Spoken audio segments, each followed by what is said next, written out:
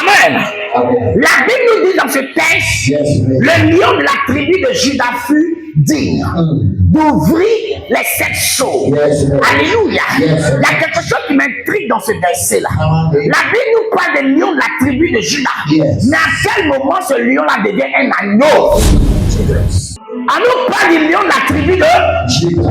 Mais en même temps, on dit qu'on voit un agneau immolé. Que l'agneau qui est immolé. Il faut que tu gardes ça bien. Le thème que j'ai ce matin pour toi, sacrifie à l'autel prophétique.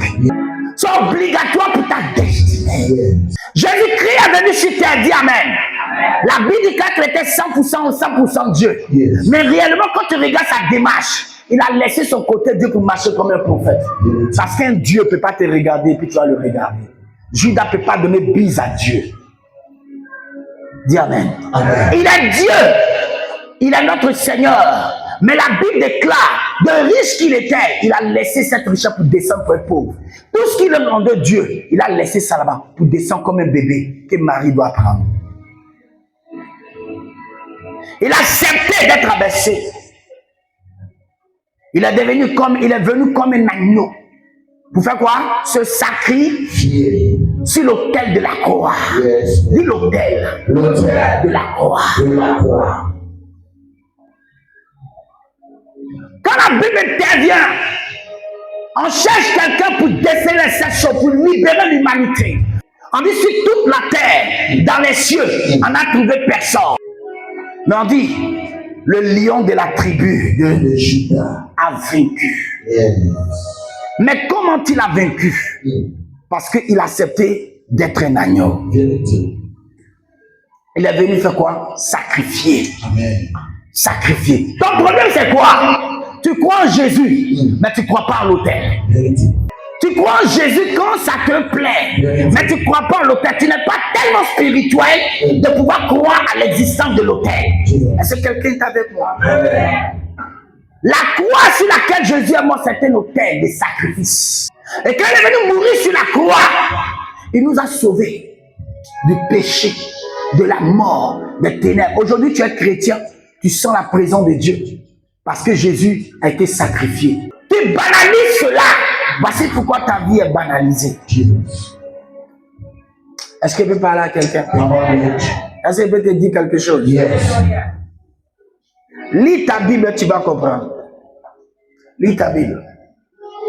Quand Dieu a rejeté l'homme, on n'a plus entendu la voix de Dieu jusqu'à ce que Abel fasse une offrande à Dieu. Et Dieu vient parler à Caïn. Pourquoi est-ce que tu l'as tué? À partir des sacrifices, Dieu commence à parler. Dis Amen. Lorsque Dieu a fermé la porte à Noé, on n'a plus entendu la voix de Dieu. Lorsque Noé a fait un sacrifice à l'Éternel, l'Éternel a apparu. Et la Bible déclare que le parfum du sacrifice est monté vers l'Éternel. Dieu est un Dieu de sacrifice et de sacrificateurs. Mais tu n'as pas compris parce qu'on ne t'a pas enseigné. Dieu n'est pas un artiste musicien. Il n'est pas un chanteur. C'est un Dieu de bon parfum. Jésus n'a pas évangélisé à tout le monde entier. Il a payé le prix, tout le monde entier a accepté le Seigneur. Il n'est pas parlé à quelqu'un. Il n'est pas parti à la porte de quelqu'un quand je suis Jésus. Non. Il est parti d'abord à l'autel de la croix. Alléluia. Il est parti d'abord à l'autel de la croix, apporter le sacrifice de l'agneau. Quand il est parti, il a dit tout est accompli. Qu'est-ce qui s'est accompli? La conversion de ses enfants. Il dit non, je n'ai plus besoin d'être là, je vais monter. L'esprit va descendre. Et l'esprit a commencé à faire le travail. Ce n'est pas toi qui convainc, c'est l'esprit de Dieu qui convainc. Mais l'esprit est venu après quoi? Le sacrifice de l'agneau. C'est de la même manière, l'esprit va venir dans ta vie après le sacrifice que tu vas déposer sur l'autel de Dieu. Mais hélas, les gens sont attachés aux biens matériels. Ils sont attachés à leurs plaisirs. Ils sont attachés au monde. Est-ce qu'il parle à quelqu'un? Est-ce qu'il parle à quelqu'un? Plus d'informations, contactez-nous avec le numéro suivant, le 05 86 48 34 47. Et soyez toujours connectés sur nos différentes pages Instagram, Facebook, TikTok et WhatsApp.